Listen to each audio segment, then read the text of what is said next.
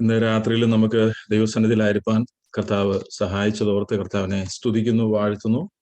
ഈ ലൈനിലായിരിക്കുന്ന കർത്താവിന്റെ ദാസന്മാർക്കും ശേഷം സഭാ കുടുംബാംഗങ്ങൾക്കും വേഗബന്ധനായ കർത്താവിന്റെ നാമത്തിലുള്ള വന്ദനത്തെ അറിയിക്കുന്നു. നമ്മൾ കഴിഞ്ഞ ആഴ്ചയിൽ അപ്പോസ്തലനായ യോഹന്നാന്റെ 3-ാം ലേഖനത്തിൽ നിന്നാണ് നമ്മൾ ധ്യാനിച്ചു വന്നത്. 3-ാം ലേഖനത്തിൽ തൻ്റെ സുഹൃത്തായ ഗായോസിന്റെ ജീവിതത്തിൽ താൻ കണ്ട ഗുണവിശേഷങ്ങൾ താൻ എടുത്തെഴുതി ദൈവസഭയെ പ്രബോധിപ്പിക്കുന്ന ഒരു ലേഖനമാണ് 3-ാം ലേഖനം. അതിന്റെ തീം സത്യം നിമിത്തം എന്നുള്ളതാണ്, for the sake of truth. വീണ്ടും പറയട്ടെ, നമ്മൾ ഗായോസിനെ പറ്റിയല്ല പഠിക്കുന്നത്. ഗായോസ് അല്ല നമ്മുടെ മാതൃക, കർത്താവാണ് നമ്മുടെ മാതൃക. എന്നാൽ ചില ഭക്തന്മാരെ പറ്റി ദൈവം അവരിൽ നിന്നും പ്രതീക്ഷിക്കുന്ന ഗുണവിശേഷങ്ങൾ കാണുമ്പോൾ അവരത് എടുത്തെഴുതിയിരിക്കുന്നുണ്ട് വചനത്തിൽ. അത് നമ്മിലും കാണേണ്ടവയായതുകൊണ്ട് നമുക്ക് ആ ഭക്തന്മാരുടെ ജീവിതത്തിൽ നിന്ന് പഠിപ്പാൻ സാധിക്കും.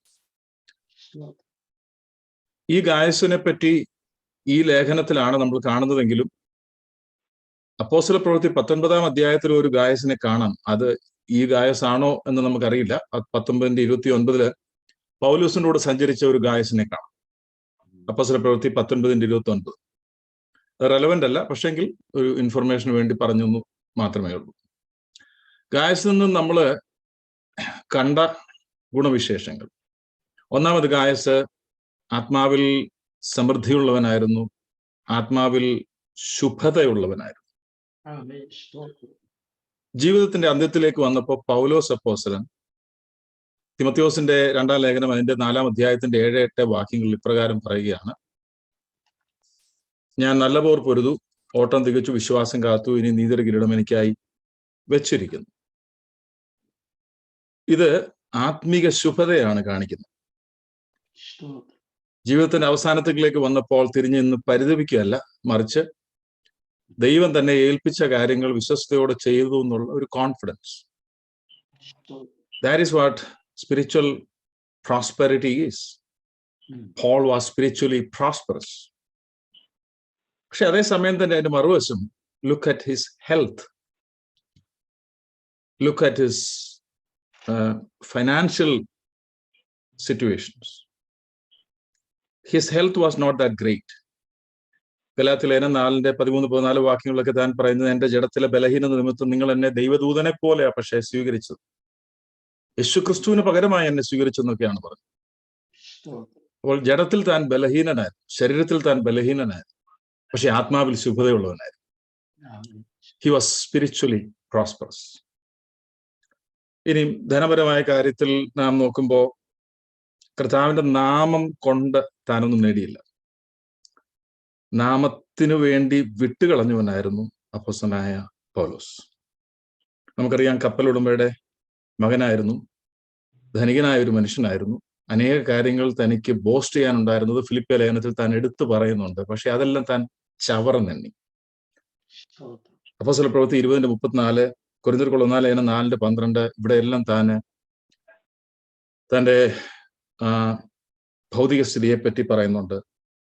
താൻ തന്നെ അധ്വാനിച്ച് തനിക്കുള്ളവർക്കും തനിക്കും വേണ്ടി ജോലി ചെയ്തു എന്നൊക്കെയുള്ള കാര്യങ്ങൾ അപ്പോസ്തലൻ പറയുന്നുണ്ട്. അപ്പോൾ though he was financially or health wise not that prosperous, he was spiritually prosperous. അവൻ ആത്മീകമായിട്ട് ശുഭതയുള്ളവനായിരുന്നു. ആത്മീക ശുഭതയാണ് നമുക്ക് ആവശ്യം. മറ്റെല്ലാ മേഖലകളിലും ശുഭതയും സൗഖ്യവും ദൈവം ദാനമായി നമുക്ക് തരുന്നെങ്കിൽ അതൊരു ബോണസ് ആയിട്ട് കൂട്ടിയാൽ മതി. പക്ഷെ ആത്മീയ ശുഭത ദൈവം നമ്മളിൽ നിന്ന് പ്രതീക്ഷിക്കുന്നു. അടുത്തത്, ഗായസിനെ പറ്റി പറഞ്ഞിരിക്കുന്നത്, ഗായസ് സത്യം ഉൾക്കൊണ്ടവനായിരുന്നു, അല്ലെങ്കിൽ സത്യത്തെ സ്വീകരിച്ചവനായിരുന്നു. 3-ാം വാക്യം ഇങ്ങനെയാ പറയുന്നത്: നിന്റെ സത്യത്തിന് സാക്ഷ്യം പറയുക. നിന്റെ സത്യം എന്ന് പറയുമ്പോൾ ഗായസിന് വേണ്ടിയുള്ള സത്യം എന്നാണോ? അല്ല. സത്യത്തിന്റെ വചനം താൻ തൻ്റെതാക്കി, ഉൾക്കൊണ്ടു, സ്വീകരിച്ചു. ദൈവവചന സത്യങ്ങൾ കേൾക്കുമ്പോൾ അത് നമ്മളുടേതായി മാറാൻ ദൈവം ആഗ്രഹിക്കും. അവിടെയാണ് നിന്റെ സത്യം എന്നുള്ള വാക്കിന്റെ പ്രാധാന്യം കാണുന്നത്. To your truth. അപ്പോ ഗായസ് കേട്ട വചനസത്യങ്ങളെ സ്വന്തമാക്കിയ വ്യക്തിയാണ്. Not only Gaius owned the truth, അടുത്തത് പറയുന്നത് ഹി വാക്ക്ഡ് ഇൻ ട്രൂത്ത്. താൻ സ്വന്തമാക്കിയ വ്യക്തി മാത്രമായിരുന്നില്ല, സത്യം എന്താണെന്ന് ചോദിച്ചാൽ കൃത്യമായി ഉത്തരം പറയാൻ അറിയുന്ന വ്യക്തി മാത്രമായിരുന്നില്ല, അതിൽ നടക്കുക എന്നുള്ള പ്രധാന ദൗത്യം നിർവഹിച്ച ഒരു വ്യക്തിയായിരുന്നു guys. It is one thing to know the truth, it is totally another thing to walk in it. അടുത്ത ഗുണവിശേഷം നമുക്ക് ഗായസിൽ നിന്ന് കണ്ടത് വിശ്വസ്തനായിരുന്നു എന്നൊരു പദപ്രയോഗമാണ്. Gaius was faithful in what he does. Faithful എന്ന വാക്കിന് രണ്ട് ആംഗിളിൽ നിന്ന് നമ്മൾ അർത്ഥം കണ്ടു. അതായത് ദൈവത്തിന് മനുഷ്യനോടുള്ള ബന്ധത്തിലും മനുഷ്യന് ദൈവത്തോടുള്ള ബന്ധത്തിലുമുള്ള രണ്ട് ആംഗിൾ. വിശ്വസ്തത. ആരെങ്കിലും ഒരാളൊന്ന് പറയാമോ, നമ്മൾ കഴിഞ്ഞ ആഴ്ച ഇതിനോടുള്ള ബന്ധത്തിൽ ചിന്തിച്ചപ്പോൾ ആ ഫെയ്ത്ത്ഫുൾനെസ് എന്നുള്ള വാക്കിന് നമ്മൾ കണ്ട ഒരു അർത്ഥം, മനസ്സിലാക്കിയ ഒരു അർത്ഥം എന്തായിരുന്നു? ദൈവത്തിന് നമ്മോടുള്ള ബന്ധത്തിലും നമുക്ക് ദൈവത്തോടുള്ള ബന്ധത്തിലുള്ള ആ രണ്ട് വ്യൂ പോയിന്റ് നമ്മൾ കഴിഞ്ഞ ആഴ്ച ചിന്തിച്ചായിരുന്നു. ഫെയ്ത്ത്ഫുൾനെസ്. ഫെയ്ത്ത്ഫുൾ എന്ന് പറയുമ്പോൾ എന്താണ് ഉദ്ദേശിക്കുന്നത് വചനപരമായി, ബൈബിളികമായി? ഞാൻ പറയാം. ഉടമ്പടിയിലുള്ള തൻ്റെ ജനത്തോടുള്ള ദൈവത്തിന്റെ ആത്മാർത്ഥത. God's loyalty to his covenant people. നമ്മൾ ഒരു കവനന്റിന്റെ അണ്ടറിൽ, ഉടമ്പടിയുടെ അണ്ടറിലുള്ളവരാണ്. ദൈവത്തിന്റെ നമ്മോടുള്ള ആത്മാർത്ഥതയാണ് നമ്മെ നിർത്തിയേക്കുന്നത്. ഈ കഴിഞ്ഞ വർഷങ്ങൾ എത്രയും നമ്മുടെ അവിശ്വസ്തതകൾ കണക്കിടാതെ ദൈവം നമ്മോട് വിശ്വസ്തനായി കൂടിയിരുന്നത് തൻ്റെ ഉടമ്പടിയോടുള്ള തൻ്റെ വിശ്വസ്തത. ഞാനിന്നാൽ ഒരു നാളും കൈവിടുകയില്ല, ഉപേക്ഷിക്കുകയില്ല. കർത്താവ് പറഞ്ഞു, എന്റെ കയ്യിൽ നിന്ന് ആർക്കും നിന്നെ പിടിച്ചു പറിക്കാൻ കഴിയുന്നില്ല. അതൊരു കവനന്റ് റിലേഷൻഷിപ്പാണ്. അപ്പോ അതിൽ ദൈവം വിശ്വസ്തനാണ്. ആ ദൈവത്തിന്റെ വിശ്വസ്തത നമ്മെ ചലഞ്ച് ചെയ്യുകയാണ് ദൈവത്തോട് വിശ്വസ്തനായിരിക്കാൻ. അപ്പോ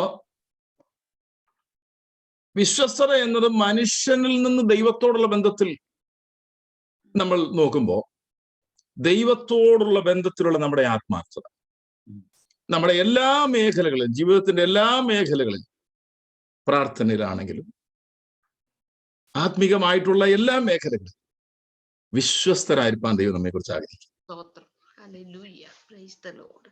അടുത്തത് നമ്മള് ബിലവഡ് എന്നുള്ള വാക്ക് കണ്ടു. ബിലവഡ്.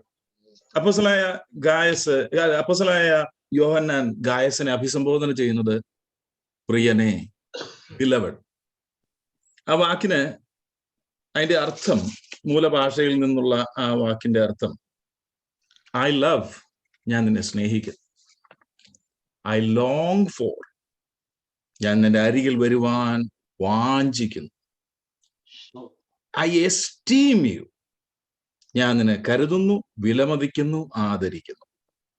നമ്മൾ വിചാരിക്കും ഇത് ഗായസും യോഹന്നാനും തമ്മിലുള്ള റിലേഷൻഷിപ്പിൽ യോഹന്നാൻ പറഞ്ഞൊരു വാക്ക് മാത്രമാണെന്നല്ല. പൗലോസ് ഇത് തുടർച്ചയായിട്ട് ഉപയോഗിച്ചിട്ടുണ്ട്, ബിലവഡ്. ഈ ബിലവഡ് എന്നുള്ള വാക്ക് ഏറ്റവും പ്രാധാന്യം അർഹിക്കുന്ന സംബോധന ചെയ്ത ആരാണെന്നറിയാം?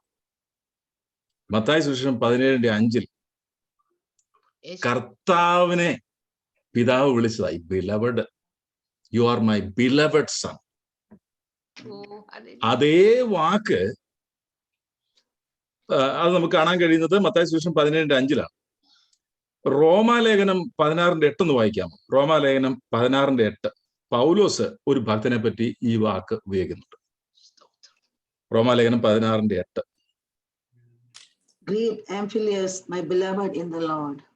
ആംഫിലോസ്, അദ്ദേഹത്തെ പറ്റി പൗലോസ് പറയുന്നത് എന്താണ്?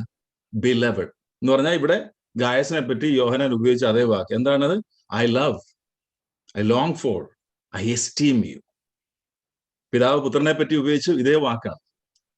അപ്പം ഗായസിനെ പറ്റിയും ആംഫിലസിനെ പറ്റി മാത്രമല്ല, നമ്മെ പറ്റി ഇത് ഉപയോഗിച്ചിട്ടുണ്ട്. പൗലോസ് നമ്മെ പറ്റി പറയുന്നത് കൊലോസ്യ ലേഖനം 3:12 കൊലോസ്യ ലേഖനം 3:12.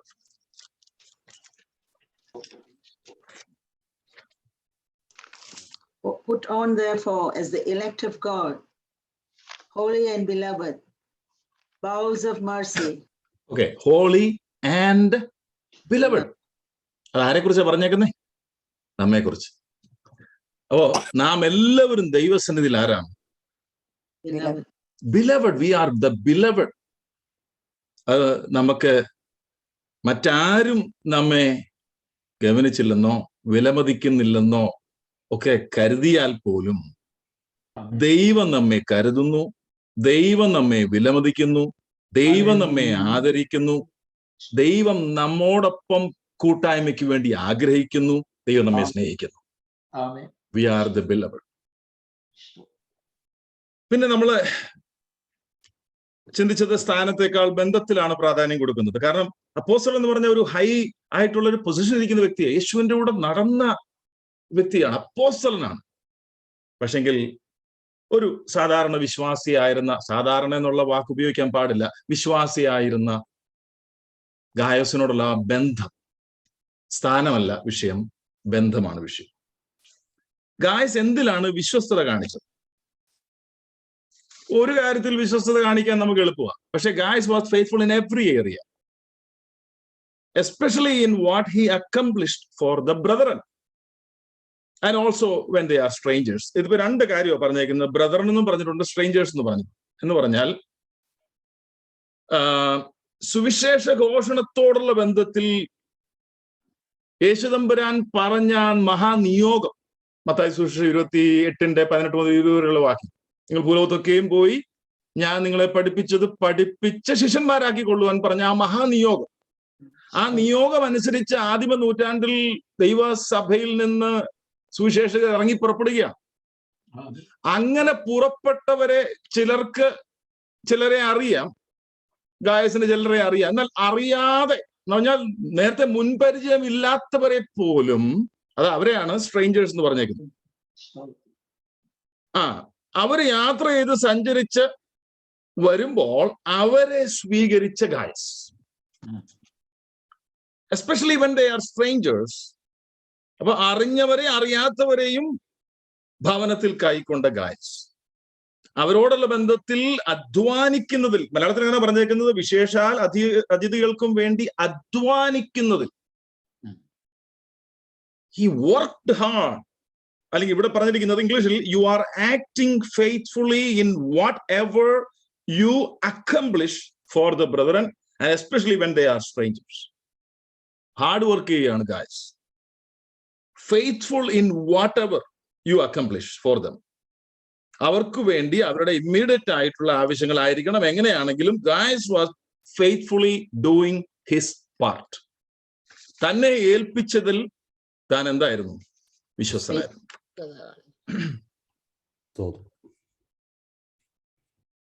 അടുത്തത് നമുക്ക് കാണാൻ കഴിയുന്നത് 6-ാം വാക്യം, അവർ സഭയുടെ മുമ്പാകെ, ഏതാ ഈ വന്ന ബ്രദറൻ, സുവിശേഷകർ, സ്ട്രേഞ്ചേഴ്സ് ആകാം, അറിയാവുന്നവരാകാം, ഇവർ തിരിച്ചു എന്ന് സഭയിൽ അപ്പോസ്തലൻ റിപ്പോർട്ട് കൊടുത്തു. ഞങ്ങൾ ഇന്ന സഭയിൽ ചെന്നപ്പോൾ ഇന്നയാളുടെ വീട്ടിൽ എന്നെ വിളിച്ചുകൊണ്ട് പോയി. ആ ഭക്തൻ ഗായസിനെ പറ്റി റിപ്പോർട്ട് കൊടുത്തു. അവർ സഭയുടെ മുമ്പാകെ നിന്റെ സ്നേഹത്തിന് സാക്ഷ്യം പറഞ്ഞിരിക്കുന്നു. അപ്പോ ഗായസിനെ പറ്റിയുള്ള അടുത്ത ഗുണവിശേഷം നമുക്ക് അവിടെ കാണാം. എന്താണ്? സ്നേഹത്തിൽ നടക്കുന്നവനായിരുന്നു Gaius. Gaius was walking in love. സ്നേഹത്തിൽ നടക്കുന്ന ഗായസ്. അങ്ങനെയാണ് നമുക്കത് മനസ്സിലാക്കാൻ കഴിയുന്നത്. എങ്ങനെയാണ് സ്നേഹത്തിൽ നടക്കുക എന്നുള്ളത് മനസ്സിലാക്കുന്നത്? ത്രൂ ആക്ഷൻ, പ്രവൃത്തിയിലൂടെയാണ് സ്നേഹത്തിൽ നടക്കുക എന്നുള്ളത് മനസ്സിലാക്കുന്നത്, അല്ലാതെ സംസാരത്തിൽ മാത്രമല്ല. ഈ ജെയിംസ് യാക്കോബ് അപ്പോസ്തലൻ 2-ാം അധ്യായത്തിൽ, തന്റെ ലേഖനത്തിന്റെ 2-ാം അധ്യായത്തിൽ പ്രവൃത്തിയിലൂടെ വെളിപ്പെടുന്ന വിശ്വാസത്തെ പറ്റി പറയുന്നു. പ്രവൃത്തിയിലൂടെ വെളിപ്പെടുന്ന വിശ്വാസത്തെ പറ്റി പറയാം. എന്നാൽ ഇവിടെ അപ്പോസ്തലനായ ജോണ് ഗായസിൽ കണ്ടത് പ്രവൃത്തിയിലൂടെ വെളിപ്പെടുന്ന സ്നേഹത്തെയാണ്. സ്നേഹം. Love will manifest itself through our action. സ്നേഹം എന്ന് പറയുന്നത് അത് പ്രവൃത്തിയിലൂടെ വെളിപ്പെടേണ്ടതാണ്, വെളിപ്പെടുന്നതാണ്. Love will manifest in action. സ്നേഹം പ്രവൃത്തിയിലൂടെ വെളിപ്പെടും. അതിന്റെ കാരണം love is A kinetic emotion. അതൊരു ചലനാത്മക പ്രകൃതം. ഒന്നുകൂടെ പറഞ്ഞാൽ ദൈവസ്നേഹം, ഗോഡ്ലി ലവ്, ദൈവികമായ സ്നേഹം, it will manifest in action, especially for the brother. സഹോദരന്മാരുള്ള ബന്ധത്തിൽ പ്രവൃത്തിയിലൂടെ ഗായോസിന്റെ സ്നേഹം വെളിപ്പെട്ടു വന്നു. അടുത്ത ഭാഗം 6-ാം വാക്യത്തിൽ തന്നെ പറഞ്ഞിരിക്കുന്നത്, നീ അവരെ ദൈവത്തിന് യോഗ്യമാം വണ്ണം യാത്ര അയച്ചാൽ നന്നായിരിക്കും. ഇവിടെയാണ് ഗായസിനുള്ള ജോണിന്റെ ഫസ്റ്റ് ഇൻസ്ട്രക്ഷൻ നമ്മൾ കാണുന്നത്. ഞാനത് നോക്കിയപ്പോൾ, സൂക്ഷ്മമായിട്ട് നമ്മൾ നോക്കുമ്പോൾ നമ്മൾ ഇവര് ചുമ്മാ അങ്ങ് എഴുതുകയാണോ? They are spirit filled, led by the holy spirit. അല്ല ചുമ്മാ ഒരു എഴുത്തങ്ങ് രാവിലെ ഇരുന്ന് എഴുതാമെന്ന് പറഞ്ഞ് എഴുതിയതല്ല. അങ്ങനെയാണെങ്കിൽ ഇത് ഗായസിന് വേണ്ടി മാത്രമുള്ള എഴുത്താം, നമുക്ക് ഇത് അപ്ലിക്കബിളേ അല്ല. അങ്ങനെയല്ല, എക്കാലത്തുമുള്ള ദൈവമക്കൾക്ക് അപ്ലിക്കബിൾ ആണ് ഈ എപ്പിസോഡ്സ് എല്ലാം. അങ്ങനെ വരുമ്പോൾ ദൈവത്തിന്റെ പരിശുദ്ധാത്മാവ് അവരെ നിയന്ത്രിച്ച്, അവരുടെ ബുദ്ധി കൂടെ ഉപയോഗിച്ച് അവരെ നിയന്ത്രിച്ച് എഴുതിയതാണ് ഈ ലേഖനങ്ങളെല്ലാം. ഇത് ഞാൻ പറയാൻ കാര്യം, ജോൺ ആരെയോട് കോപ്പി ചെയ്യുന്നുണ്ട്, മറ്റാരെയല്ല, യേശു കർത്താവിനെ തന്നെ. യേശു കർത്താവ് 7 സഭയ്ക്ക് ദൂത് എഴുതിയപ്പോ അവരുടെ ഗുണവിശേഷങ്ങൾ ആദ്യം പറഞ്ഞു. എന്നിട്ട് അവർക്ക് താക്കീത് കൊടുക്കേണ്ടിടത്ത് താക്കീത് കൊടുക്കുന്നുണ്ട്, അവർക്ക് ഇൻസ്ട്രക്ഷൻ കൊടുക്കേണ്ടിടത്ത് ഇൻസ്ട്രക്ഷൻ കൊടുക്കുന്നുണ്ട്. ഗായസിനെ പറ്റി അവനിൽ കണ്ട ഗുണവിശേഷങ്ങളെല്ലാം പറഞ്ഞ ശേഷം ജോണ് ഒരു ഇൻസ്ട്രക്ഷൻ കൊടുക്കുകയാണ്. എന്താണ് ഇൻസ്ട്രക്ഷൻ? ഇങ്ങനെയുള്ളവരെ നീ സഹോദരന്മാര്, പ്രത്യേകിച്ചും അതിഥികൾ, അവരെ നീ ദൈവത്തിന് യോഗ്യമാവണ്ണം യാത്ര അയക്കണം. സ്തോത്രം. ഈ ഗായസനെ പറ്റി പറയുമ്പോൾ ഞാനിങ്ങനെ ചിന്തിച്ചു, യോഹന്നാൻ ലേഖനം എഴുതുമ്പോ എന്റെ പേര് വരണമെന്ന് വിചാരിച്ചാണോ ഗായസ് ഇതൊക്കെ ചെയ്ത്? ഒന്നുമല്ല. ഈ അബ്രഹാം ദൈവത്തെ വിശ്വസിച്ചു, തന്റെ ചർച്ചക്കാരെയും തന്റെ വീട്ടുകാരെയും എല്ലാം വിട്ട് ഇറങ്ങി പുറപ്പെട്ടു. നൂറ്റാണ്ടുകൾക്ക് ശേഷം മത്തായി സുവിശേഷം എഴുതുമ്പോ എന്റെ പേര് ആദ്യം എഴുതും എന്ന് വിചാരിച്ചാണോ അബ്രഹാം അങ്ങനെയൊക്കെ ഇറങ്ങി പുറപ്പെട്ടല്ല. അബ്രഹാമിന് മത്തായിയെ ഊഹിക്കാൻ പോലും കിട്ടത്തില്ല. അബ്രഹാം വിശ്വസിച്ചത് ദൈവത്തെയാണ്, ദൈവത്തിന് വേണ്ടിയാണ് ചെയ്തത്. ഗായസ് വിശ്വസിച്ചതും ദൈവത്തിന് വേണ്ടിയാ ചെയ്തത്. Gaius did everything for God. ദൈവത്തിന് വേണ്ടിയാണ് ഗായസ് എല്ലാം ചെയ്തത്. പോൾ ഇത് പറയുന്നുണ്ട് കൊലോസ്യ ലേഖനം 3:23. നിങ്ങൾ ചെയ്യുന്നതൊക്കെയും മനുഷ്യർക്കെന്നല്ല, കർത്താവിനെന്ന പോലെ മനസ്സോടെ ചെയ്യുവീൻ. അതിപ്പോ ഡെയിലി ഉള്ള നമ്മുടെ പ്രയറിന് അറ്റൻഡ് ചെയ്യുന്നതാണെങ്കിലും, പ്രാർത്ഥിക്കുന്നതാണെങ്കിലും, വചനം ഷെയർ ചെയ്തതാണെങ്കിലും, പാട്ട് പാടുന്നതാണെങ്കിലും എല്ലാം കർത്താവിനെന്ന പോലെ മനസ്സോടെ ചെയ്താൽ മാത്രമേ അത് അനുഗ്രഹമായി വരത്തു. എന്റെ പേര് ലേഖനത്തിൽ വരുമെന്നോ, മത്തായി സുവിശേഷത്തിന്റെ ആദ്യത്തിൽ പേര് എന്റേതായിരിക്കുമെന്നോ ഒന്നും പ്രതീക്ഷിച്ചല്ല ഭക്തന്മാർ ഒന്നും ചെയ്തത്. കർത്താവിനാ ചെയ്തത്. ഇന്ന് രാത്രിയിൽ നമ്മൾ ദൈവസന്നിധിയിലായിരിക്കുമ്പോൾ നാം കർത്താവിന്റെ സന്നിധിയിലായിരിക്കും. മനുഷ്യർക്കല്ല, മനുഷ്യരുടെ മുമ്പിൽ വിളങ്ങേണ്ടതിനുമല്ല. ഞാൻ എൻ്റെ കർത്താവിന്റെ മുമ്പിലാണ് ഇരിക്കുന്നത്. ആരുടെ അഭിപ്രായമല്ല, ആരുടെ അഭിപ്രായം കിട്ടുമെന്നുള്ള പ്രതീക്ഷയുമല്ല. മനസ്സോടെ കർത്താവിനെന്ന പോലെ ചെയ്യുക. Guys did everything for the Lord. ഇവിടെ ഇൻസ്ട്രക്ഷൻ കൊടുക്കുന്നത് യോൺ പറയുകയാണ്, you do it in a manner worthy of God. എന്ന് പറഞ്ഞാൽ ദൈവം നോക്കുമ്പോൾ അത് അപ്രൂവ് ചെയ്യണം. മനുഷ്യരുടെ അപ്രൂവലിന് വേണ്ടിയല്ല. worthy of God.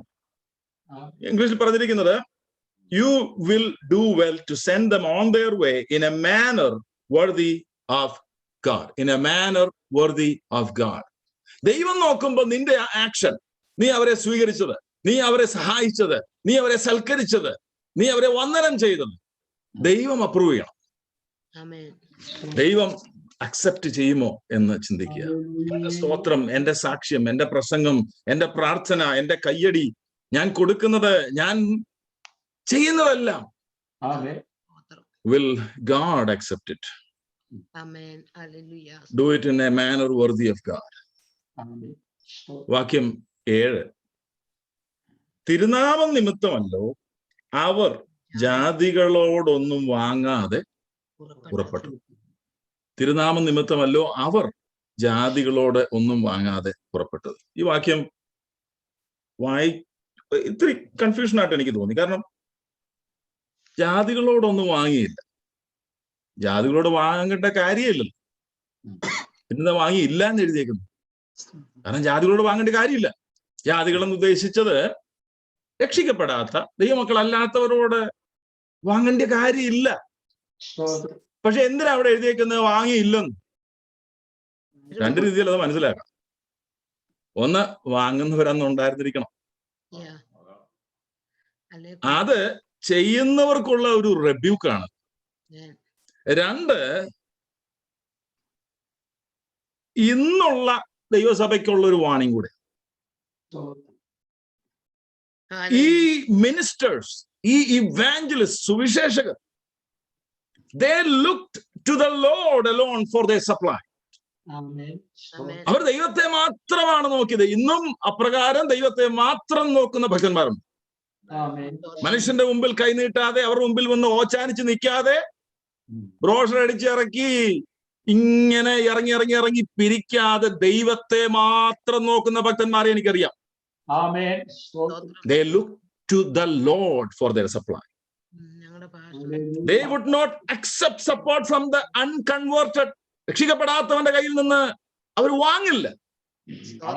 They accept support from the unconverted. That will be blasphemous. ദൈവത്തെ നിന്ദിക്കുന്നതിന് തുല്യമാണ്.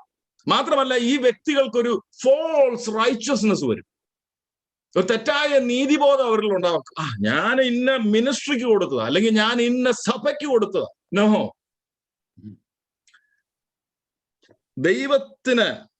ദൈവത്തെ സ്വീകരിക്കാത്തവന്റെ ധനം വേണ്ട. ഈ പഴയ നിയമത്തിൽ ഇത് കാണാമല്ലോ. ഈ വലിയ പണക്കാരനായിരുന്നു, പക്ഷെ കുഷ്ഠരോഗിയായിരുന്നു. അദ്ദേഹം സൗഖ്യം പ്രാപിപ്പാനായിട്ട് ഏലിശായുടെ അടുത്ത് ചെന്നു. പക്ഷെ പുള്ളിക്ക് ഒരു പ്ലാനൊക്കെ ഉണ്ട് എങ്ങനെ സൗഖ്യം ലഭിക്കണമെന്നൊക്കെ. പക്ഷെ ദൈവത്തിന്റെ കരുണയിൽ സൗഖ്യം കിട്ടി. അതിനുശേഷം കുറെ സാധനങ്ങൾ കൊണ്ടുകൊടുത്തു ഏലിശായ്ക്ക് ആവശ്യമില്ലാത്തവനാണ്, ആവശ്യമുള്ളവനാണ്. ദൈവം ഇല്ലീഗലായിട്ട് മണിയൊന്നും കൊടുക്കത്തില്ല. ആരെങ്കിലും കൊടുത്താലേ ഉള്ളൂ, അല്ലെ പോയി വർക്ക് ചെയ്യണം. അത് മേടിച്ചുകൊണ്ട് എന്താ ഒരു കുഴപ്പം? പക്ഷെ വേണ്ട, മേടിച്ചില്ല. പുതിയ നിയമത്തിലും അങ്ങനത്തെ ഭക്തന്മാരുണ്ട്. ദൈവത്തെ സ്വീകരിക്കാത്തവന്റെ ധനം ദൈവത്തിന് വേണ്ട, ദൈവദാസന്മാർക്കും വേണ്ട. ബട്ട് ദ അൺകൺവേർട്ടഡ് ആയ, അല്ലെങ്കിൽ രക്ഷിക്കപ്പെടാത്തവരുടെ ധനപരമായ സഹായം സ്വീകരിക്കുന്നിരുന്നുണ്ട്. കൺവെൻഷനും പിന്നെ എന്ന് വേണ്ട, അവരുടെ ബ്രോഷറിന്റെ ഇതിന് പൈസ കൊടുക്കാൻ വേണ്ടി ബിസിനസ്സുകാരുടെ ഫോട്ടോ ഇടുന്നു. എന്തെല്ലാം പരിപാടിയാ. ദൈവത്തിന് ഇത് വേണ്ടാന്ന്, ദൈവത്തിന് ഇഷ്ടമല്ല. Because you are blaspheming the name of the Lord before the Gentiles. ദൈവത്തിന് തന്റെ പ്രവൃത്തി ആരുടെ സഹായം കൂടാതെ ചെയ്യാവുന്ന.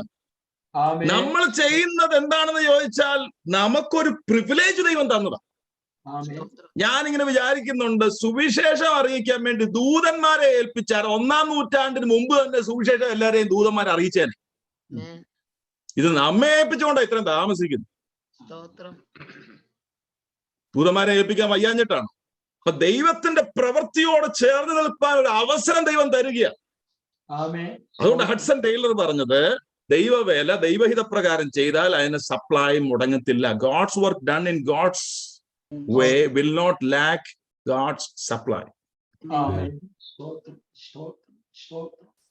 സ്തോത്രം സ്തോത്രം. Hallelujah. 8-ാം വാക്യത്തില് അപ്പൊ അവര് ജാതികളോടൊന്നും വാങ്ങാതെ വിശ്വാസത്തോടെ ഇറങ്ങി പുറപ്പെടുകയാണ്. ജോണ് പറയുകയാണ് ഗായസിനോട്, ആകയാൽ നാം സത്യത്തിന് കൂട്ടുവേലക്കാരാകേണ്ടതിന് ഇങ്ങനെയുള്ളവരെ സൽക്കരിക്കേണ്ടതാകും.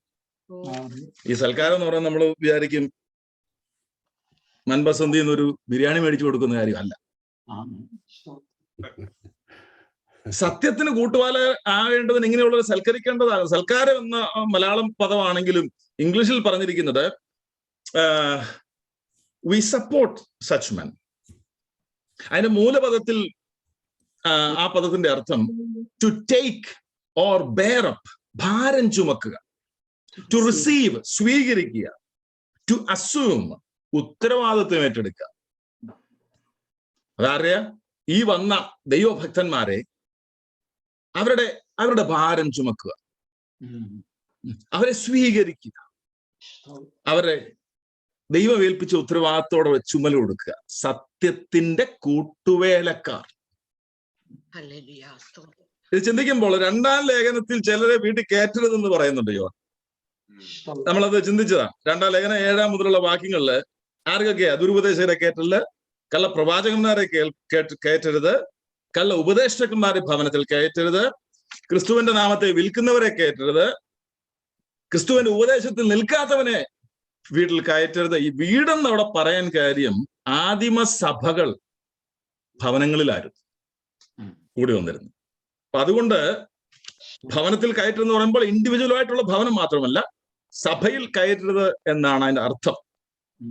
എന്നാൽ ഇവിടെ ജോൺ പറയുക, നിങ്ങൾ സ്വീകരിക്കണം ചിലരെ. ആരെയാണ് സ്വീകരിക്കുന്നത്? സത്യത്തിന്റെ വേലക്കാരെ സ്വീകരിക്കണം. അവരെ സ്വീകരിക്കുന്നതിലൂടെ നാം സത്യത്തിന്റെ കൂട്ടുവേലക്കാരായി തീരുകയാണ്. അവിടെയും നമുക്ക് കാണാൻ കഴിയുന്നത് ഒരാൾക്ക് ചെയ്യുന്നതിന് ലിമിറ്റേഷൻ ഉണ്ട്, എന്നാൽ ഒരു ഗ്രൂപ്പിനാണെങ്കിൽ കൂടുതൽ ചെയ്യാൻ സാധിക്കും. അങ്ങനെ ചെയ്യാൻ അനുവദിക്കുന്നത് കൊണ്ടാണ് ഞാൻ ഇന്ന് നിങ്ങളുടെ മധ്യത്തിൽ ശുശ്രൂഷിക്കുന്നത്.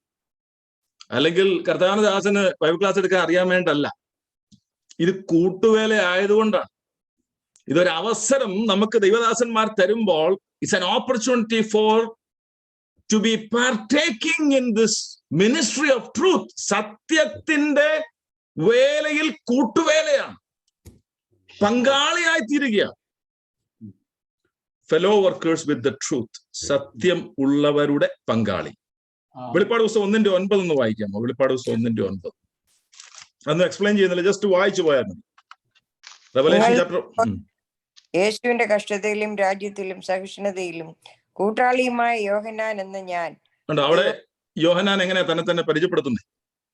ഞാൻ കൂട്ടാളിയാണ് യേശു ക്രിസ്തുവിന്റെ സഹിഷ്ണുതയിലും കഷ്ടതയിലും ഒക്കെ ഞാൻ കൂട്ടാളിയാണ്. കൊലോസ്യ ലേഖനം 4:14 കൊണ്ടൊന്ന് വായിക്കാമോ?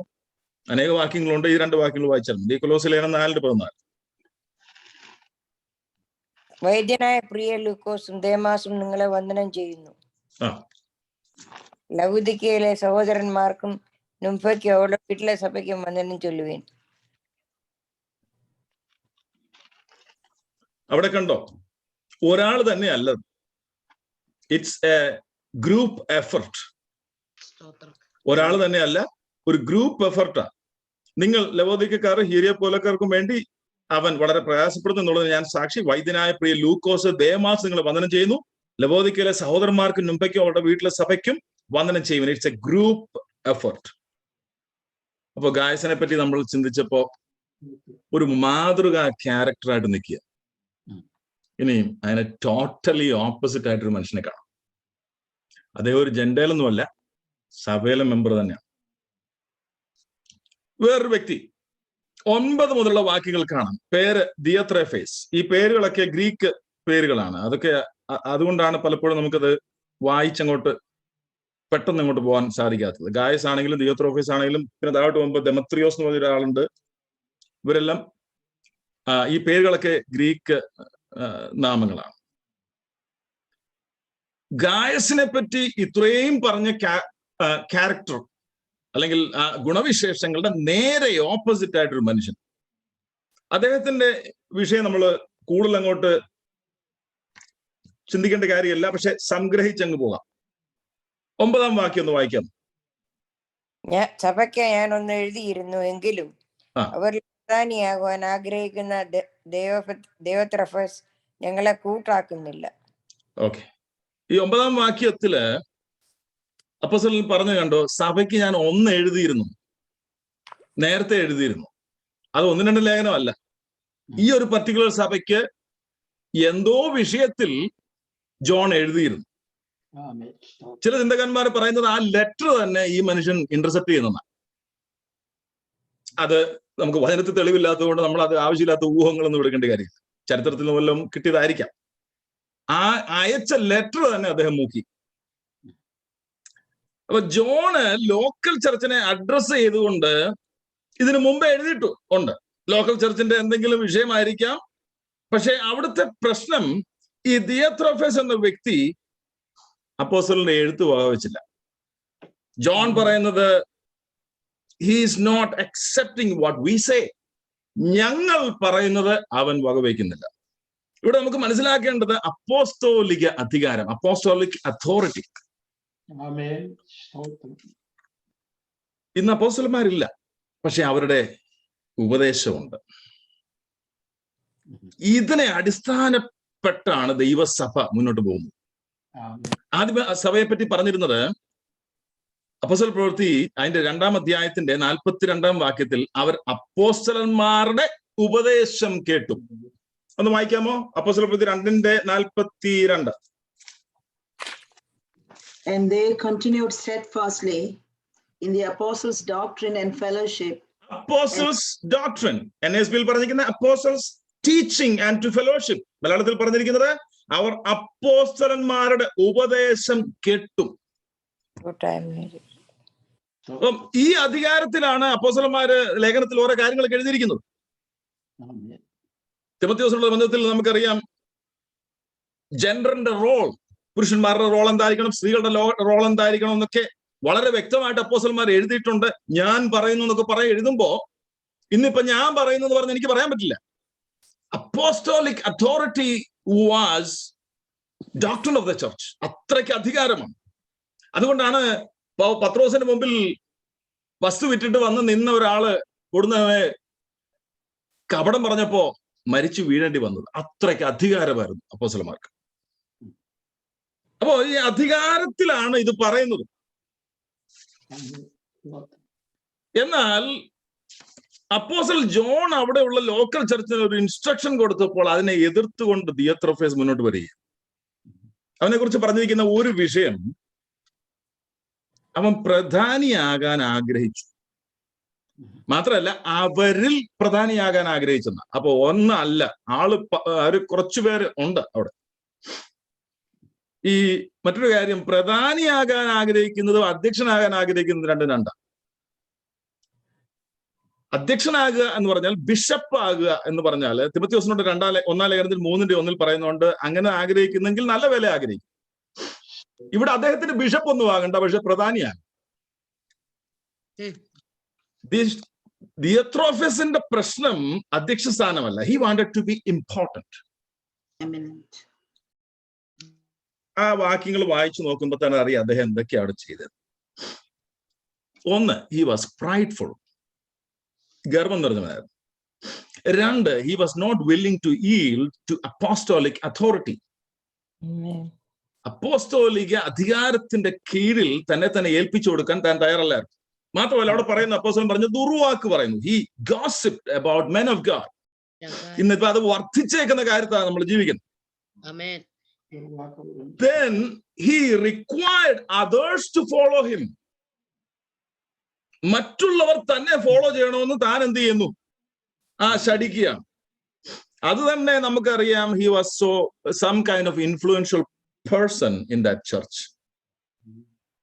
പിന്നെ ആരെങ്കിലും താൻ പറഞ്ഞു കേട്ടില്ലേ, അവരെ എന്ത് ചെയ്യും? സഭയിൽ നിന്ന് പുറത്താക്കും. He excommunicates anyone who crosses him. അപ്പൊ അത്രയ്ക്ക് പവർഫുൾ ആയിരുന്ന സഭയുടെ ട്രസ്റ്റി വല്ലതും ആയിരിക്കും, ആർക്കറിയാം. ആരെങ്കിലും ആയിട്ട് പക്ഷെങ്കിൽ ഈ 5 കാര്യങ്ങളാണ് അവിടെ പറ്റി പറഞ്ഞേക്കുന്നത്. He was prideful. He was not willing to yield to apostolic authority. He gossiped. He requires others to follow him. He excommunicates anyone who crosses him. അധികാരം ചിലരെ ഇങ്ങനെയാക്കി. ഇന്നുള്ള പ്രശ്നത്തിന് കാര്യവും ഇതൊക്കെ തന്നെയാണ്. നമ്മൾ പൊതുവിൽ ദൈവസഭകളിൽ നോക്കുമ്പോൾ അധികാരത്തിലേക്ക് വരുമ്പോൾ അവർ സ്വയം മറക്കുക. ഇത് നോക്കിയാൽ 2 ക്യാരക്ടറിന് ദൈവത്തിന്റെ ആത്മാവ് എടുത്തു കാണിച്ചേക്കുക. ഒന്നാമത്തെ മനുഷ്യൻ ഗായസ്, അവന് 5 ഗുണവിശേഷങ്ങൾ പറഞ്ഞു. എന്തൊക്കെയാണ്? ആത്മാവിൽ ശുഭതയുള്ളവനാണ്, സത്യം ഉൾക്കൊണ്ടവനാണ്, സത്യത്തിൽ നടക്കുന്നവനാണ്, വിശ്വസ്തനാണ്, സ്നേഹത്തിൽ നടക്കുന്നവനാണ്. എന്നാൽ ഇവിടെ ഈ മനുഷ്യനെ പറ്റി പറഞ്ഞത് he was prideful, he was not willing to yield to apostolic authority, he gossiped, he required others to follow him, he excommunicated anyone who crosses him. എന്നാൽ ഇതിന്റെ നടുവിൽ ഈ ഭക്തൻ നിൽക്കുക. ആര് നിൽക്കുക? ഗായസ് നിൽക്കുക. നമ്മളും ഈ സമൂഹത്തിന്റെ നടുവിലാണ് നിൽക്കുന്നത്. പക്ഷെ ഗായസിനുള്ള ഉപദേശം ജോൺ കൊടുക്കുന്നത് കണ്ടോണേ. നീ എന്നെ നോക്കാനൊന്നും അല്ല പറയുന്നത്.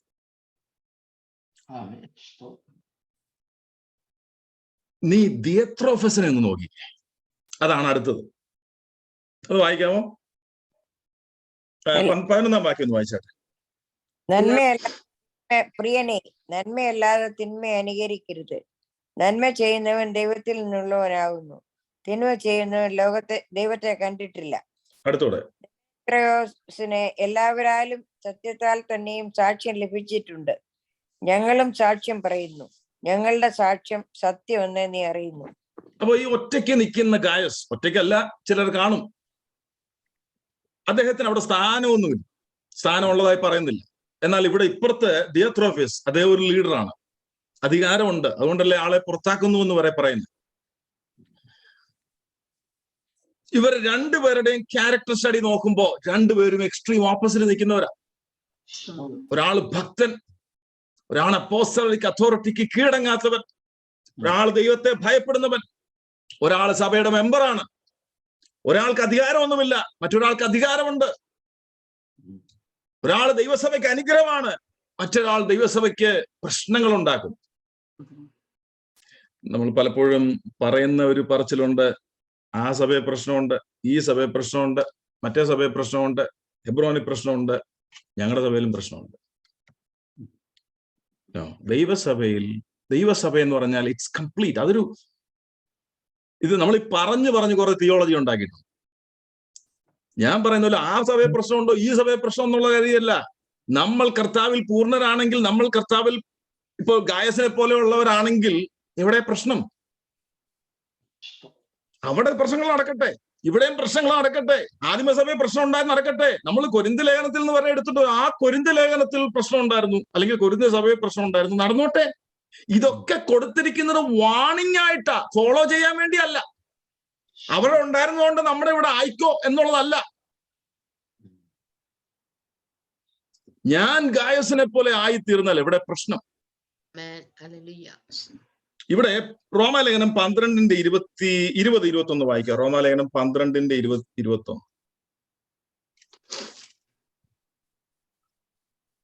Do not be overcome by evil, but overcome evil with good. 20 കൊണ്ടൊന്ന് വായിച്ചാൽ. But if your enemy is hungry, feed him, and if he is thirsty, give him a drink. For in doing so, you will heap burning coals on his head.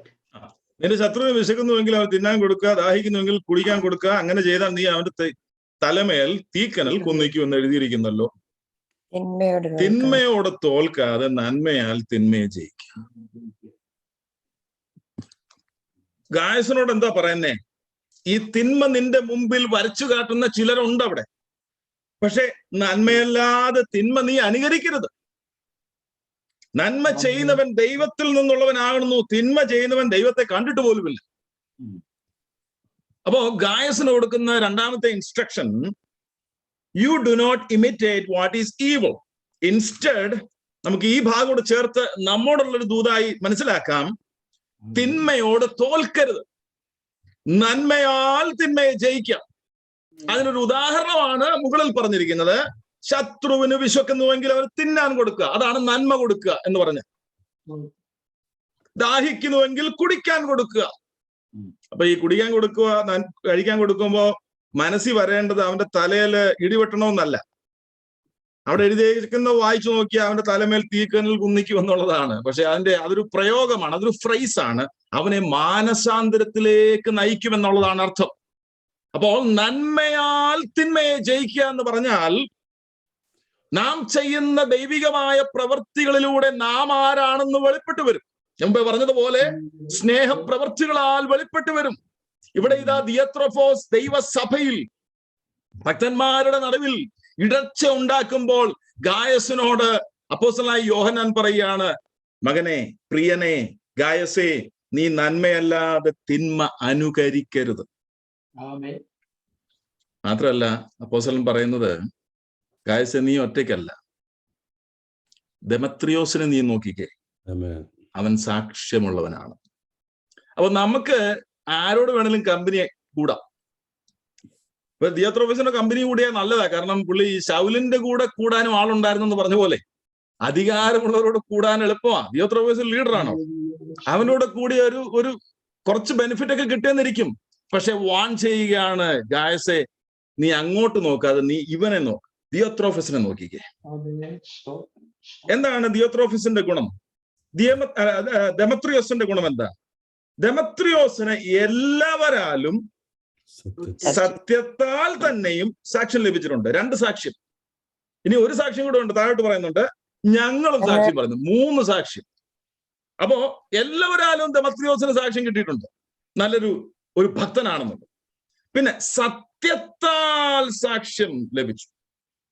അത് നമ്മള് ചിന്തിക്കേണ്ട വിഷയമാണ്. സത്യത്താൽ സാക്ഷ്യം ലഭിക്കുക എന്ന് പറഞ്ഞത് ഇത് എക്കാലത്തുമുള്ള ഒരു സാഹചര്യമാണ്.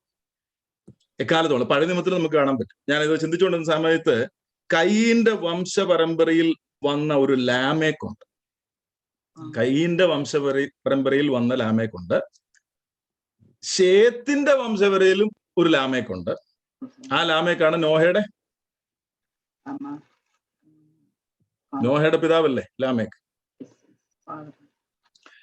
ആ ശേത്തിന്റെ പരമ്പരയിൽ വന്ന ഒരു വ്യക്തിയാണ് ഹാനോക്ക്. ഈ കയീന്റെ വംശപരമ്പരയിൽ വന്ന ലാമേക്കാണ് ആദ്യം ഈ ബഹുഭാര്യത്വം ഇൻട്രൊഡ്യൂസ് ചെയ്തത്. അത് ഞാൻ വായിക്കാം. ജെനസിസ് 4 അതിന്റെ 19. ലാമേക്ക് 2 ഭാര്യമാരെ എടുത്തു. അതുവരെ ഒരു ഭാര്യയുള്ളൂ. ഒരുത്തിക്ക് ആദ എന്നും മറ്റവർക്ക് സില്ല എന്നും പേര്. എന്നിട്ട് താഴോട്ട് വരുമ്പോ താനൊരു പാട്ടൊക്കെ പാടുന്നുണ്ട്. ഭാര്യമാരെ വിളിച്ച് കൂട്ടിയിട്ട് താൻ പറയുകയാണ്, നിങ്ങൾ എന്റെ ചെവി തരുവീൻ, എന്റെ മുറിവിന് പകരം ഞാൻ ഒരു പുരുഷനെയും എന്റെ പരിക്കിന് പകരം ഒരു യുവാവിനെയും കൊല്ലും. ഉണ്ടോ വൈരാഗ്യം നിറഞ്ഞ ലാമേക്ക്. കയ്യിന് വേണ്ടി 7 ഇരട്ടി പകരം ചെയ്യുമെങ്കിൽ ലാമേക്കിന് വേണ്ടി 70 ഇരട്ടി പകരം ചെയ്യും. എന്തിനാ ഇത് പറഞ്ഞെന്നറിയാമോ? കണ്ടംപററി ആയിട്ട് മറ്റൊരു മനുഷ്യനെ കാണാം. ശേത്തിന്റെ വംശപരമ്പരയിൽ വരുമ്പോ 25-ാം അധ്യായത്തിന്റെ 24 ഹാനോക്ക് ദൈവത്തോടുകൂടെ നടന്നു. ദൈവം അവനെ എടുത്തുകൊണ്ടതിനാൽ കാണാതെയായി. നിങ്ങളിത് പാരലായിട്ട് നമ്മൾ ചിന്തിക്കുമ്പോൾ ഒരുത്തൻ ദൈവത്തെ വെല്ലുവിളിച്ച് ഒന്നിന് വരെ 2 ഭാര്യമാരെടുത്തു. ദൈവം പറഞ്ഞു കയ്യിനെ ആരെങ്കിലും കൊന്ന അവനെ 7 ഇട്ട് പറഞ്ഞു. അവൻ പറയാ 7 പോരെ 70 അപ്പൊ ദൈവത്തിനെതിരെ റിബല്യസ് ആയിട്ട് നിൽക്കുന്ന ഒരു കണ്ടംപററി ആയിട്ടൊരു വ്യക്തിയാണ് ലാമേക്ക്. അതേസമയം തന്നെ ഇപ്പുറത്തോട്ട് വന്നപ്പോ ഹാനോക്കോ അവൻ ദൈവത്തോട് കൂടെ നടന്നു. ഇത് എന്നും നമുക്ക് കാണാം. ഈനോക്ക് ദൈവത്തോടൊപ്പം നടന്നു. ലോകത്തിലുള്ളവർ ഒരു പക്ഷെങ്കിൽ സഭയിൽ തന്നെയുള്ളവർ ദൈവസഭയ്ക്ക് എതിരായി നിന്നാലും ഗായുസിനെ പോലെ ദെമത്രിയോസിനെ പോലെ സാക്ഷ്യം പ്രാപിച്ചവരായി ജീവിപ്പാൻ ദൈവം നമ്മെ കുറിച്ച് ആഗ്രഹിക്കും. ഗായസിനോട് ജോൺ പറയുകയാണ്, നീ ദെമത്രിയോസിനെ അനുകരിക്കണ്ട, അല്ലെങ്കിൽ ദിയോത്രോഫസിനെ അനുകരിക്കണ്ട. പകരം നീ ദെമത്രിയോസിനെ നോക്കുക. ഇവിടെ പറഞ്ഞിരിക്കുന്നത് അവന് എല്ലാവരാലും സാക്ഷ്യം കിട്ടി, ഞങ്ങളും സാക്ഷ്യം പറയുന്നു. അടുത്തത് സത്യത്താൽ സാക്ഷ്യം പറയുന്നു. ഈ സത്യത്താൽ സാക്ഷ്യം ലഭിച്ചു എന്ന് പറയുമ്പോ അവന് സത്യമുണ്ടെന്നോ സത്യത്തിൽ നടന്നോ എന്നുള്ളതിനേക്കാൾ ഉപരി സത്യത്താൽ സാക്ഷ്യം ലഭിച്ചു എന്ന് പറയുമ്പോൾ when he was tested by the standard of the truth he stood approved. എന്താണ് സത്യം? ദൈവവചനമാണ് സത്യം. വചനത്താൽ ഒരു ടെസ്റ്റിംഗ് നടന്നപ്പോ ദെമത്രിയോസ് he stood approved. ദൈവത്താൽ അംഗീകരിക്കപ്പെട്ടവനായി. സത്യത്താൽ തന്റെ ജീവിതം പരിശോധിക്കപ്പെട്ടപ്പോൾ തന്റെ ജീവിതം അംഗീകരിക്കപ്പെടുകയാണ്. ഹല്ലേലൂയ. മറ്റുള്ളവരുടെ സാക്ഷ്യം പ്രധാനമാണ്, ദൈവദാസന്മാർ നമ്മെക്കുറിച്ച് പറയുന്ന സാക്ഷ്യം പ്രധാനമാണ്. പക്ഷെ സത്യത്താൽ നാം സാക്ഷ്യം പ്രാപിച്ചവരായിരിക്കണം. ഗായസിനോട് ജോൺ പറയുകയാണ്, you are not alone, you have someone to look up to, that is Demetrius. ഇത് ഏലിയാവ് പറഞ്ഞു ഞാൻ ഒറ്റയ്ക്കുള്ളെന്ന്. പഴയ നിമിത്തം നമുക്ക് കാണാം. ദൈവം എന്താ പറഞ്ഞെന്നറിയോ? ദൈവം പെട്ടെന്നൊന്നും മറുപടി പറയുന്നില്ല. സമയമായപ്പോ ദൈവം പറയുന്നു, അതെ നീ തന്നെയൊന്നും അല്ല, ബാലിന് മുട്ടുമടക്കാതെ അവനെ ചുംബിക്കാത്ത 7000 പേരെ ഞാൻ സൂക്ഷിച്ചിട്ടുണ്ട്. എന്നും ഒരു റെമനന്റ് ഉണ്ടാവും, പക്ഷെ ആൾക്കൂട്ടം ഉണ്ടാകൂല, ഒരു ചെറിയ ഒരു കൂട്ടം ഉണ്ടാവും. ഇവിടെ ഇതാ ഈ സഭയുടെ ഒരു അന്തരീക്ഷം, ഒരു പിക്ചറാണ് കാണിക്കുന്നത്. ഒരിടത്ത് ഭക്തന്മാരായ കുറച്ചു പേർ ഉള്ളപ്പോൾ തന്നെ അവിടെ ആവശ്യമില്ലാത്ത രീതിയിൽ അപ്പോസ്തോലിക അധികാരത്തിനെതിരെ, ഇന്ന് അപ്പോസ്തോലിക അധികാരം എന്ന് പറയുമ്പോൾ ദൈവവചനത്തിന് വിരുദ്ധമാണ്. അപ്പോസ്തോലിക ഉപദേശം എന്ന് പറഞ്ഞാൽ ദൈവവചനം, ആ വചനത്തിന് വിരുദ്ധമായി ജീവിക്കുന്ന ഒരു കൂട്ടം. സ്തോത്രം. കഴിഞ്ഞ ദിവസം ഞാൻ ഒരുത്തനെ വിളിച്ചില്ല, ഞാൻ ഇൻഡയറക്റ്റ് ആയിട്ട് താക്കീത് ചെയ്തു, ഈ പണി നീ ചെയ്യരുതെന്ന് ഞാൻ പറഞ്ഞു. പക്ഷെ ഇന്നും അദ്ദേഹം നിർബാധം അത് തുടരുകയാണ്. പേരൊന്നും ഞാൻ പറയുന്നില്ല. എന്താണെന്ന് ചോദിച്ചു കഴിഞ്ഞാൽ, ദൈവസഭയ്ക്ക് ദോഷം വരുത്തുന്ന, നാട്ടിലാണ് ഇവിടെയല്ല, ദൈവസഭയ്ക്ക് ദോഷം വരുത്തുന്ന വിധത്തിൽ, ഹല്ലേലൂയ, ദൈവനാമത്തിന് നിന്ന വരുത്തുന്ന രീതിയിൽ, ദൈവത്തിന് അപമാനം വരുത്തുന്ന രീതിയിൽ ആരെങ്കിലും ഇറങ്ങി പുറപ്പെട്ടാൽ അത് നല്ലതിനു വേണ്ടി അല്ല. സത്യത്താൽ തന്റെ ജീവിതം പരിശോധിക്കപ്പെട്ടപ്പോൾ തന്റെ ജീവിതം അംഗീകരിക്കപ്പെടുകയാണ്. ഗായസിനോട് ജോൺ പറയുകയാണ്, U have someone to look up to, that is Demetrius. ഇനി 13, 14, 15 വാക്യങ്ങൾ എന്ന് പറയുന്നത് കൺക്ലൂഷനാണ്. അദ്ദേഹത്തിന്റെ സ്വയസിദ്ധമായ ശൈലിയില് ജോൺസ് ഗോസ്പലിലും ഉണ്ട്, ജോണിന്റെ മറ്റു ലേഖനങ്ങളിലും ഉണ്ട്.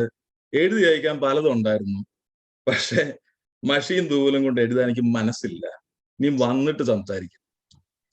അതാ പറയുന്നത്, വേഗത്തിൽ നിന്നെ കാണാൻ ആശിക്കുന്നു. അത് സമ്മതിച്ചു, വേഗത്തിൽ കാണാൻ ആശയുണ്ടെന്നും പ്രിയനെ എന്നുള്ള വിളിയിൽ തന്നെ നമുക്കറിയാം. അപ്പോ നമുക്ക് മുഖാമുഖമായി സംസാരിക്കാം. നിനക്ക് സമാധാനം, നിനക്ക് സമാധാനം.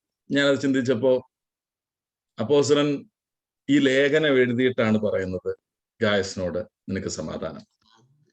ഇത് വായിക്കുമ്പം ഗായസിന് സമാധാനം ഉണ്ടാവും. ആവശ്യമില്ലാതെ എല്ലാം പറഞ്ഞിട്ട് നിനക്ക് സമാധാനം എന്ന് പറഞ്ഞിട്ട് കാര്യമില്ല.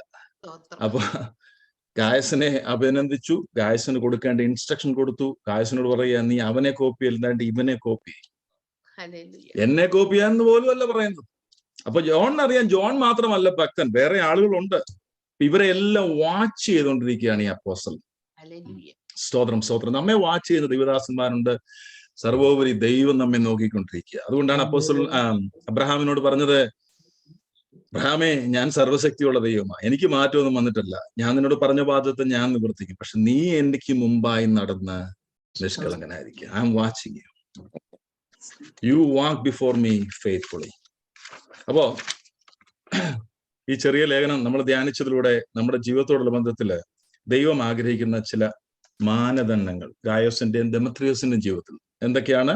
ആത്മാവിൽ ശുഭതയുള്ളവരായിരിക്കുക, വചനസത്യം ഉൾക്കൊള്ളുക, സത്യത്തിൽ നടക്കുക, വിശ്വസ്തരായിരിക്കുക, സ്നേഹത്തിൽ നടക്കുക, സത്യത്താൽ സാക്ഷ്യം പ്രാപിക്കുക, മറ്റുള്ളവരാലും സാക്ഷ്യം പ്രാപിക്കുക.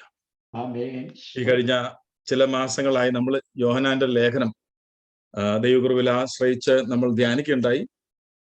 ആത്മീക വർധനയ്ക്ക് ആവശ്യമായത്, ക്രിസ്തുവിനെ പോലെ അനുരൂപമാകാൻ ആവശ്യമായത്, നിത്യതയ്ക്കായി നമ്മെ ഒരുക്കുവാൻ നമ്മൾക്കുള്ള ആലോചനകൾ ദൈവത്തിന്റെ ആത്മാവ് ഈ ലേഖനങ്ങളിലൂടെ തന്നുവെന്ന് ഞാൻ വിശ്വസിക്കുന്നു. ശുശ്രൂഷയ്ക്കാരനെ നിയോഗിച്ച് കർത്താവിന് നന്ദി പറയുന്നു. അതിനുള്ള അവസരം തന്ന കർത്താവിന്റെ ദാസനും സഭയ്ക്കും ഒരിക്കൽ കൂടി നന്ദി പറഞ്ഞുകൊണ്ട് നമ്മുടെ പഠനം ഇവിടെ പൂർത്തീകരിക്കുകയാണ്. കർത്താവ് നമ്മെ അനുഗ്രഹിക്കുമാറാകട്ടെ.